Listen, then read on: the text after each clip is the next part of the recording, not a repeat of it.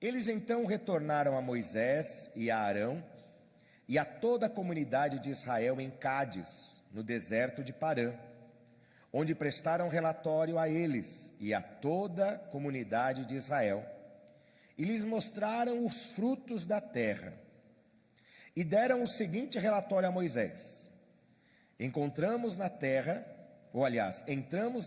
a qual você nos enviou, onde há leite e mel com fartura. Aqui estão alguns frutos dela. Mas o povo que lá vive é poderoso, e as cidades são fortificadas e muito grandes. Também vimos descendentes de Enaque. Os amalequitas vivem no Neguebe. Os hititas, os jebuseus e os amorreus vivem na região montanhosa. Os cananeus vivem perto do mar e junto ao Jordão. Então Calebe fez o povo calar-se perante Moisés e disse: subamos e tomemos posse da terra, é certo que venceremos. Mas os homens que tinham ido com ele disseram: não podemos atacar aquele povo, é mais forte do que nós. E espalharam entre os israelitas um relatório negativo acerca daquela terra. Disseram: a terra para a qual fomos em missão de reconhecimento devora os que nela vivem. Todos os que vimos são de grande estatura. Vimos também os gigantes, os descendentes de Enaque, diante de quem parecíamos gafanhotos, a nós e a eles. Somente até aqui, vamos nos sentar, muito obrigado. Você pode dizer glória a Jesus? Quem pode dizer glória a Jesus? Amém, glorificamos ao Senhor, que o Senhor nosso Deus nunca nos deixe faltar a sua santa palavra. Amada igreja, queridos irmãos e irmãs aqui presentes no auditório, você que nos assiste aí na sua casa, no seu trânsito, no seu trabalho, através da nossa transmissão online, a palavra do Senhor nos traz à memória, nesta noite, um pequeno trecho da história dos acontecimentos da travessia do povo de Israel, desde a saída do Egito até a chegada a Canaã, a terra prometida. Travessia no deserto.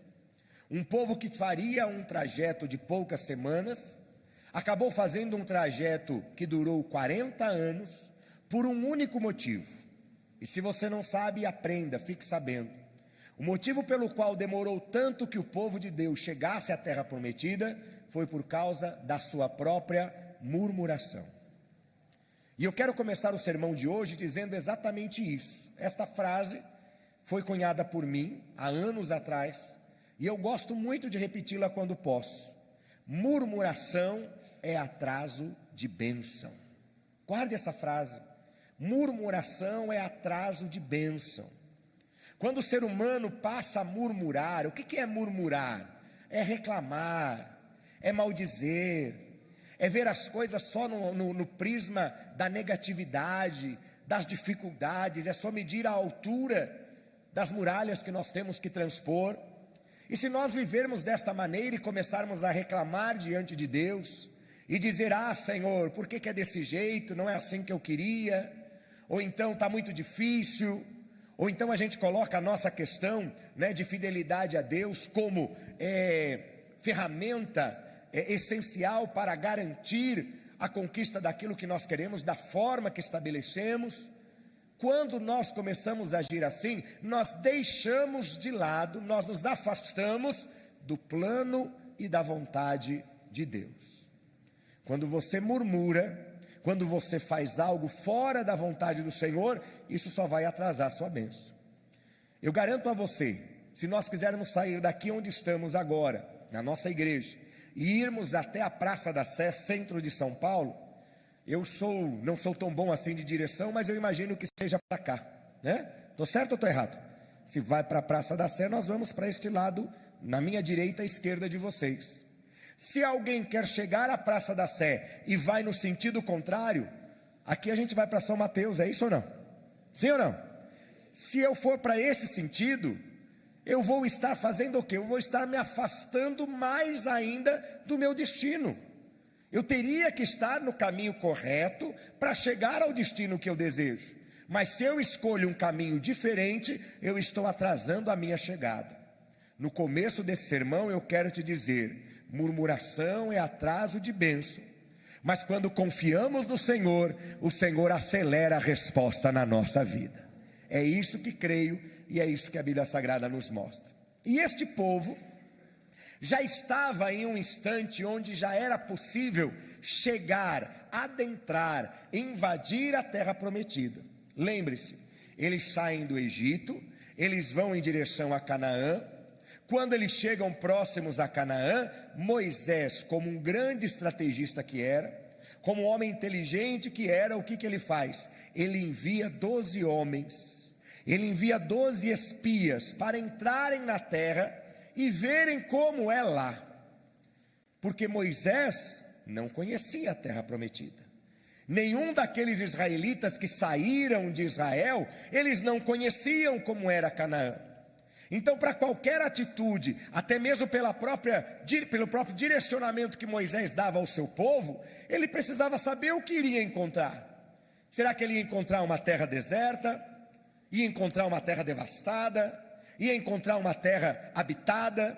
Ia encontrar pessoas, cidades bem estruturadas? Ou ia encontrar pessoas que viviam em pequenas aldeias? Homens altos, fortes, homens pequenos, fracos? O que tem lá? Não sei. Então Moisés reúne esses homens, um de cada tribo de Israel, por isso em número de 12, e os envia. Vão até lá, espiem a terra, vejam a terra e depois tragam notícias para nós. Tragam notícias do lado de lá. Tragam notícias do que está acontecendo naquela terra, para que eu possa saber o que nós vamos fazer. E aqueles homens foram, entraram na terra de Canaã disfarçadamente, sem falar nada para ninguém, viram o movimento, viram como era a terra, avaliaram se era uma terra frutífera ou não, avaliaram se era uma terra que tinha habitantes ou não, se tinha cidades ou não. Eles observaram tudo e voltaram até Moisés, até Arão e diante de toda a congregação de Israel. E quando a gente fala de congregação na Bíblia Sagrada, essa expressão é utilizada, congregação. Nós estamos falando em uma filial da sede, como nós temos aqui as congregações, não, congregação é o ajuntamento, é a assembleia, que também não é a Assembleia de Deus, é o ajuntamento das pessoas que formam aquela comunidade. Então a congregação dos israelitas foi reunida e todos estavam lá para ouvir. Contem para nós o que vocês viram, o que vocês encontraram. E Moisés juntamente com todo o povo. E eles começaram a falar. O texto que nós lemos é a descrição, o relatório que eles deram da expedição que fizeram. Eles vão dar um relatório. E começaram a falar: olha, nós queremos dizer a vocês como é aquela terra. Lembrando que naquele período não tinha o WhatsApp, não tinha o Waze, não tinha o Google Maps. Não dava para você entrar lá e ficar sabendo como é o local, sem estar lá, só à distância. Então precisava de um relatório presencial. E eles começaram a falar: olha, aquela terra é uma terra muito boa. Aquela terra, como Deus havia dito no passado, e essa expressão também é bíblica, é uma terra que mana leite e mel. O que significa a expressão uma terra que mana leite e mel? Não é que tem fontes que jorram da terra leite e outra que jorra da rocha mel. Não é isso. É uma terra que tem abundância. É uma terra que tem doçura, porque o mel representa a doçura. O leite representa a alimentação mais essencial, a alimentação que alcança a todos. Então é uma terra onde dá para viver bem. Lembrando que naquele período as pessoas viviam basicamente da agricultura, do plantar e do colher. E eles trouxeram boas notícias, porque Deus não leva os seus servos para um lugar de aridez. Deus não tem prazer em dar um presente ruim para um filho que é bom. Jesus mesmo fala isso, ele diz: vocês acham, vocês que são pais, se um filho lhes pedir um pão, vocês vão dar uma pedra? Se o filho pedir a você um peixe, você vai dar uma serpente? E Jesus completa: é lógico que não. E se vós que sois maus, vós que sois perversos e pecadores, tratam com tanto amor e carinho os seus filhos, quanto mais nos tratará bem o nosso Pai Celestial. Então Deus não tem prazer, Ele fez uma promessa, guarde isso, Deus fez uma promessa. Você pode repetir? Diga: Deus fez uma promessa. Guarde essa informação. E a promessa foi feita que Deus levaria o seu povo a uma terra que manasse leite e mel. E eles viram isso. Eles contemplaram, eles trouxeram os frutos daquela terra. Eu tento imaginar, né? Cada fruto bonito, cada fruto grande. Eu não sei se tinha pimentão, mas se tivesse pimentão, cada pimentão pesava 600 gramas. Olha que pimentãozão grande, né? Abóbora não tinha, porque a abóbora é daqui, mas se tivesse uma abóbora ia ter um girimum desse tamanho, né?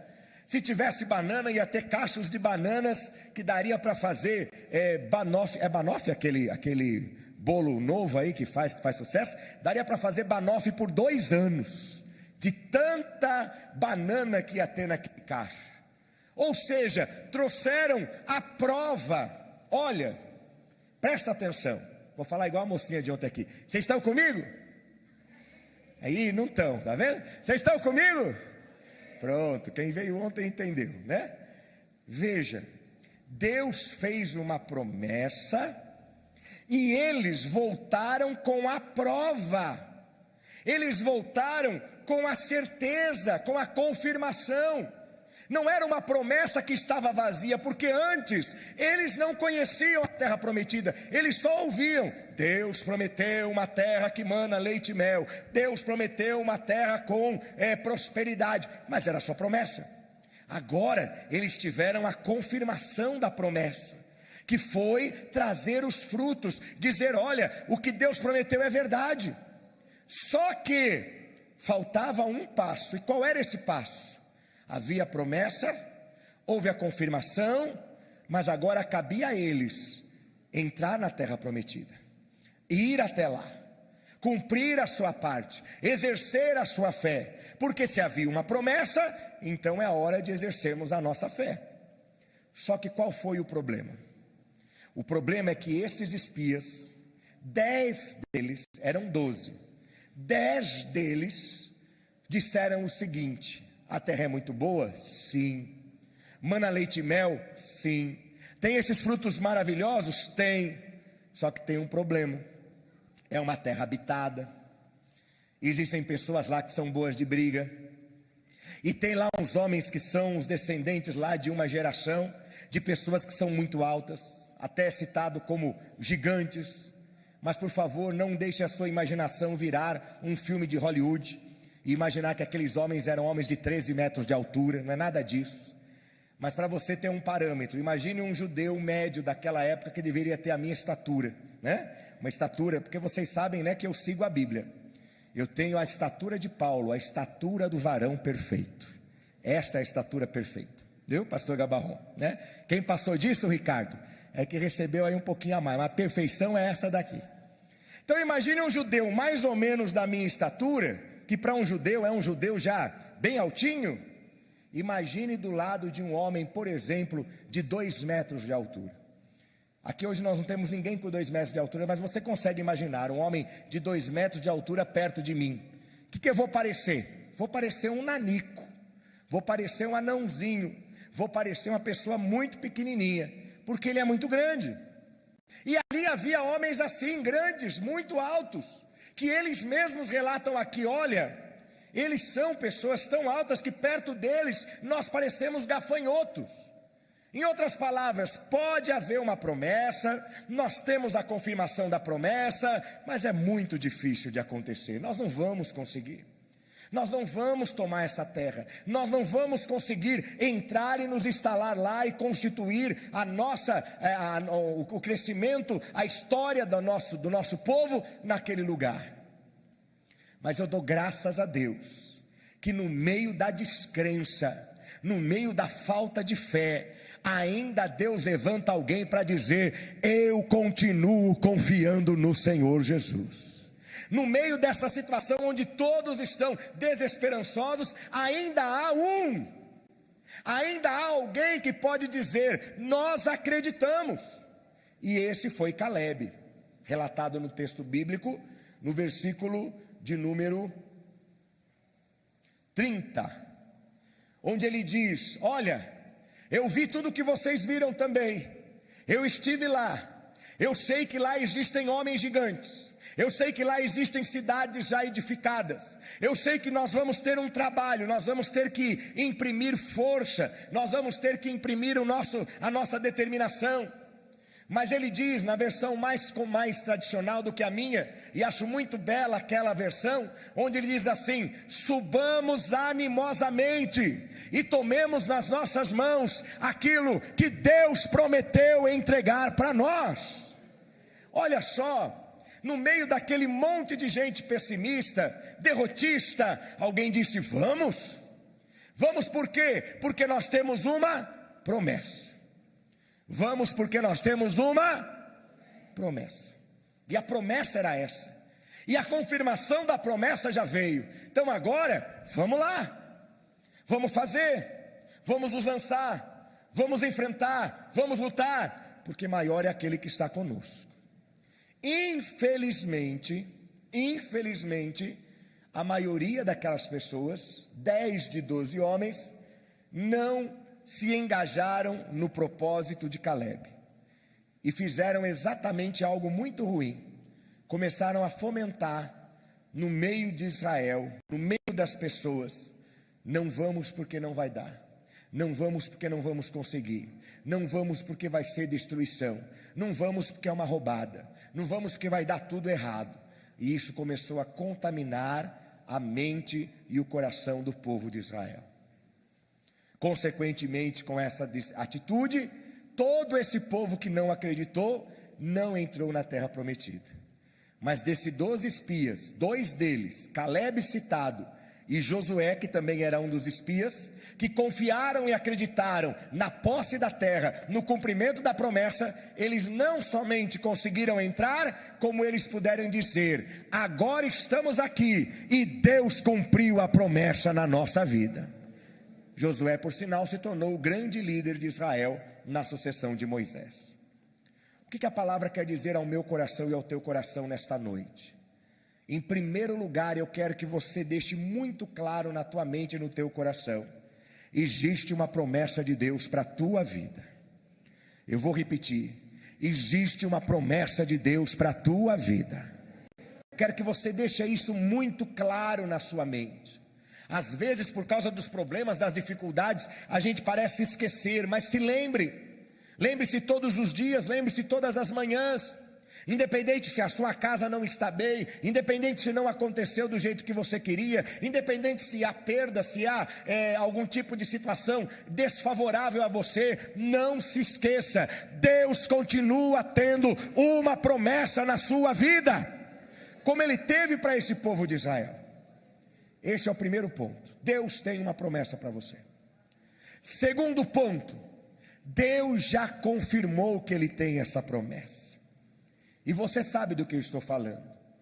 Você sabe aquele dia que você veio à igreja e orou, e o pastor pregando, mal sabendo, sequer imaginando o que você está passando, ou o que você orou, ou o que você pediu, e Deus abre a boca do pastor no momento do sermão, e fala ao teu coração aquilo que você precisava como resposta, confirmando que Deus tem uma promessa para você. Quantas vezes você ouve uma canção entoada pelo grupo de louvor, ou em algum lugar que você está, no rádio, em casa, na TV, no YouTube, em algum lugar, você ouve aquela canção, e aquela canção vai de encontro ao teu coração, te lembrando e confirmando: eu sou Deus, e eu vou cumprir a promessa na tua vida. Você vem à igreja, ora e sente a graça do Senhor, chora, se emociona aos pés de Deus, não somente pela tristeza, não somente pela situação adversa, mas você sente que o Espírito Santo toca em você, promovendo esta confirmação, dizendo: não se esqueça, eu, Senhor teu Deus, tenho promessa na sua vida. Então você tem a promessa, e você já teve confirmação. Só que as más palavras, as más frases, as más línguas, os maus comentários, e eu vou falar claramente aqui, os agentes do diabo, porque é isso que eles são. Eles vêm soprar no teu ouvido dizendo: não vai dar, agora acabou tudo, esquece, não tem como prosseguir, você não vai conseguir entrar neste lugar que você está lutando para entrar, é muito difícil. Ou então, esses sintomas que você está sentindo, o que você está sentindo? Ai, está dando um comichão na minha orelha, está amortecendo o meu dedão do pé, está dando uma dor nas minhas costas, e um agente do diabo diz para você: ai, cuidado, viu? Meu vizinho também começou assim. E sabe o que aconteceu com ele? Morreu. E aí você, que estava, até um pouquinho tranquilo, uma coisinha ou outra já começa: ai meu Deus, meu irmão, minha irmã, eu não sei se você está entendendo, mas Deus está falando para você nesta noite: eu tenho uma promessa na tua vida, e essa palavra minha não mudou. Eu já confirmei para você, e você sabe do que eu estou falando. Eu já confirmei através de uma palavra, através de um sermão, através de um sonho, através de uma canção, e eu já confirmei para você que aquilo que eu estabeleci será cumprido. Mas você está dando ouvidos a todo mundo, está ouvindo as questões que são colocadas, as dificuldades que são colocadas, mas você se esquece, como esse povo esqueceu. Gente, eles estavam com medo de homens de 2 metros de altura, e achavam que iam perder. Eu pergunto a você: quem é maior? Um lutador, um soldado inimigo de 2 metros de altura, ou o nosso Deus que é Senhor dos céus e da terra? E por que eles estavam temendo? Porque eles deram ouvidos. Meu irmão, não esqueça disso. Deus tem uma promessa na sua vida, independente do que aconteça. Ah, pastor, mas eu perdi o meu emprego. Se você perdeu o emprego, não importa, a promessa continua. Ah, pastor, mas tinha um amigo, tinha um colega, um parente que estava do meu lado e agora foi embora, me abandonou. Não importa, isso não vai fazer com que a promessa perca a sua validade. Ah, pastor, mas eu tinha 20 anos e agora eu tenho 55, agora já está tarde demais. Não importa a sua idade, isso não vai fazer com que perca a validade da promessa de Deus. E o principal, não é a primeira vez que você ouve isso, porque Deus já confirmou para você que Ele tem essa promessa. Como esse povo voltou com a prova. Ah, irmãos, o que mais que esse povo queria? Deus não falou: a terra mana leite e mel, vai lá que eu vou entregar para vocês. Eles voltam com os frutos da terra, só ao invés de falarem: ah, que maravilha, olha a confirmação, vamos fazer, porque vai dar certo. Não, eles só viam a dificuldade. Se você vai essa semana fazer um exame, para consultar como está a sua saúde, você está temeroso ou temerosa, eu quero dizer a você: não importa o resultado que vai sair naquele exame, Deus continua tendo uma promessa de vitória sobre a sua vida. Você está me entendendo? Você vai lá abrir uma ficha numa empresa onde você deseja trabalhar, onde você sonha trabalhar, e todo mundo diz: não adianta nem mandar currículo, que eles não aceitam. Pode mandar, porque não importa se eles só falaram tem só uma vaga, porque eu creio num Deus que, se Ele abrir a porta, a minha Bíblia diz isso e a sua também, ninguém fecha a porta que o nosso Deus abre. E se Ele determinar, ninguém vai impedir. Manda teu currículo sim. Vai lá, conversa, resolve. Já conversou com seu filho 17 vezes e você sabe, e ele nem te dá ouvidos, mas ora a Deus, porque Deus tem promessa na vida do teu filho.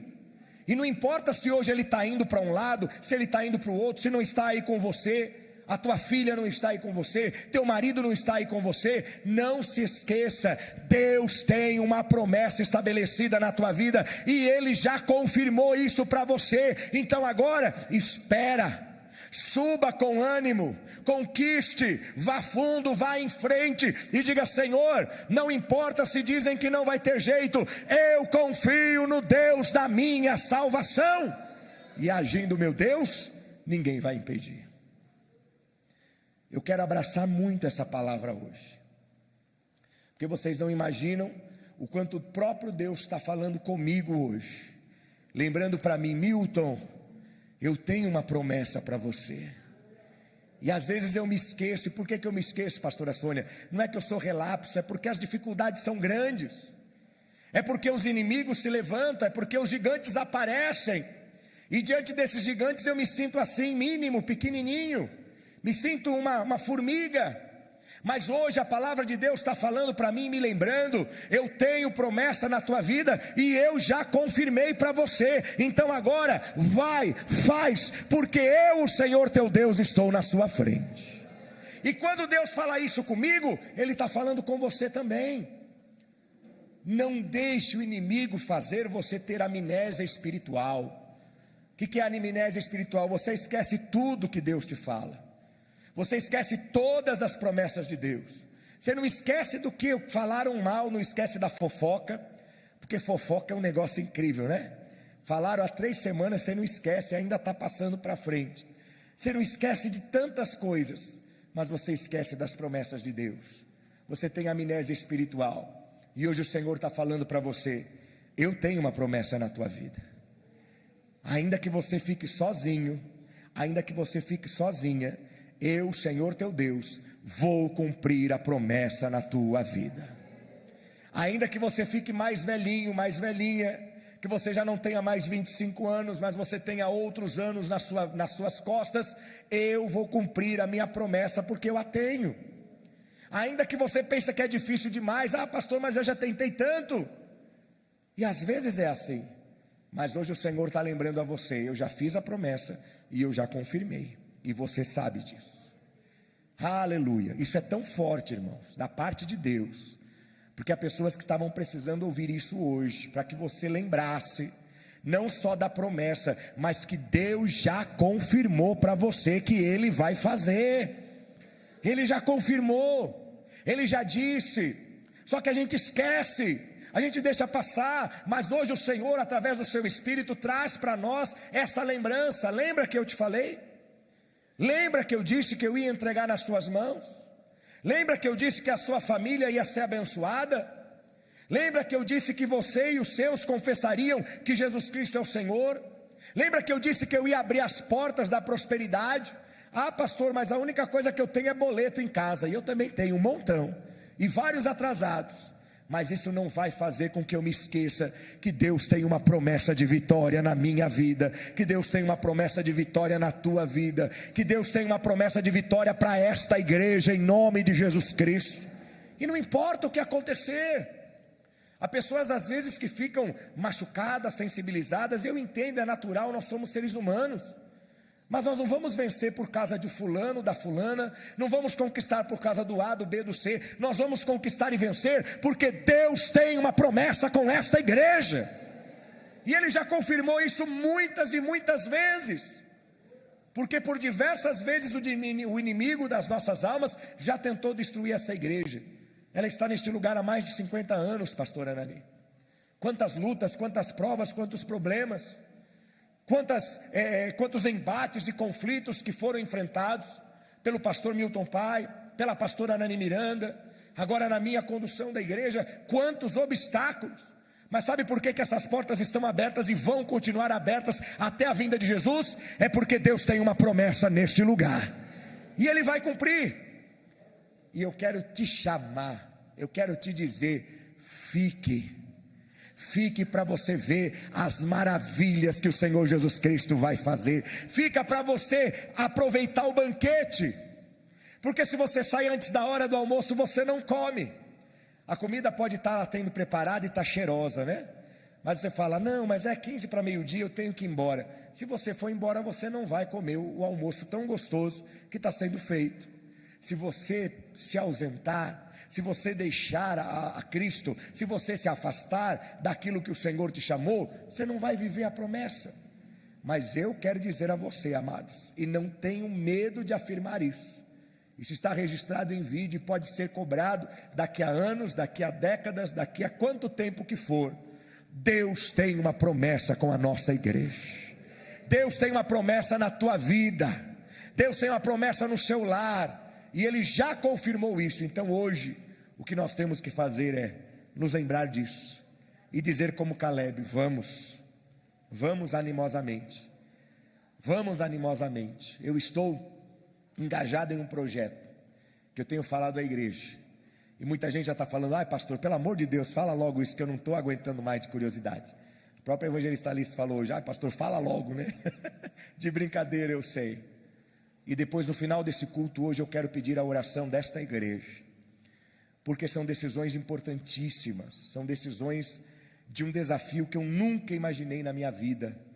Mas eu só sei de uma coisa: com esta palavra que Deus me está me dando hoje, eu posso dizer para você: eu vou em frente, eu vou dizer sim, eu vou falar vamos fazer. Como? Eu não sei. Da onde? Eu não sei. Como que as coisas vão acontecer? Eu não sei. Lá em casa eu já tenho falado, e durante muitos momentos falado: meu Deus, como é que vai ser? Como é que a gente faz? Como é que a gente faz isso? Eu não sei como vai ser. Mas eu estou dizendo para vocês o que eu acredito: Deus tem promessa de vitória para a Igreja Missão Nacional.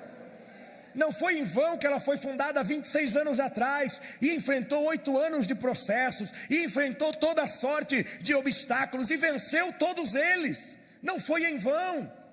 Não foi em vão nós estarmos aqui, não é em vão você estar aqui, é porque você vai fazer parte dessa história, como Caleb fez. Ele passou pelo deserto, mas ele foi na terra que tinha leite e mel, e ele se esbanjou daquela promessa. Você está passando os dias difíceis, mas você comigo vai viver os dias de glória em nome do Senhor Jesus.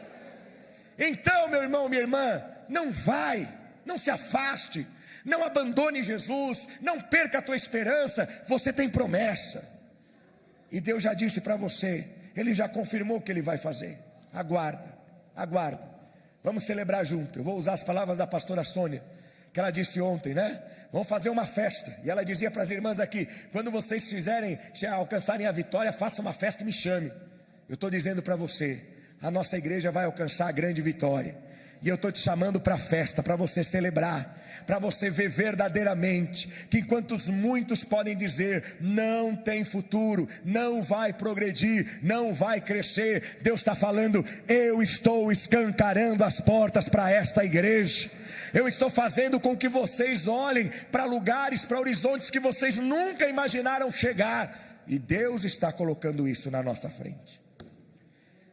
E se tudo der certo, domingo que vem eu vou dar a boa notícia para vocês. Se prepara, não falta no batismo, gente. Eu sei que você já não vai faltar pelo batismo, mas não falta domingo que vem, porque depois daquilo que nós fizermos essa semana, das reuniões que tivermos com a diretoria e com os irmãos envolvidos neste projeto, domingo eu vou ter o prazer imenso de dizer para vocês: estou trazendo a resposta. Deus foi na frente, e hoje nós conquistamos a vitória em nome de Jesus. Diga glória a Deus. Lembre-se, você tem uma promessa de Deus. Segundo, o Senhor já confirmou para você, várias vezes Ele já disse isso, né, Jaque? Às vezes a gente é teimoso, mas Ele já falou várias vezes. Quando eu digo esse casal, estou falando a mim, estou falando qualquer um de nós, Shirley e Rubinho. Muitas vezes Deus já avisou e falou: olha, vou fazer, é assim. E a gente não tem fé, a gente não acredita. Irmãos, eu sei de uma coisa: vamos chamar de louco, viu, Vani? Vão falar: pastor Milton, você é maluco. E eu vou falar assim: sou maluco pela obra de Deus. Pela obra de Deus eu vou até Marte, se for necessário. E Marte, para quem não sabe, é aquele planeta vermelho lá, né, que estão programando para ir. Diz que é 2 anos para ir e 2 anos para voltar. Se for por Jesus, Charrone, eu vou até Marte, porque o Senhor tem promessa de vitória para a minha vida e para essa igreja, em nome de Jesus. Aplauda ao Senhor e a palavra de Deus para nós esta noite.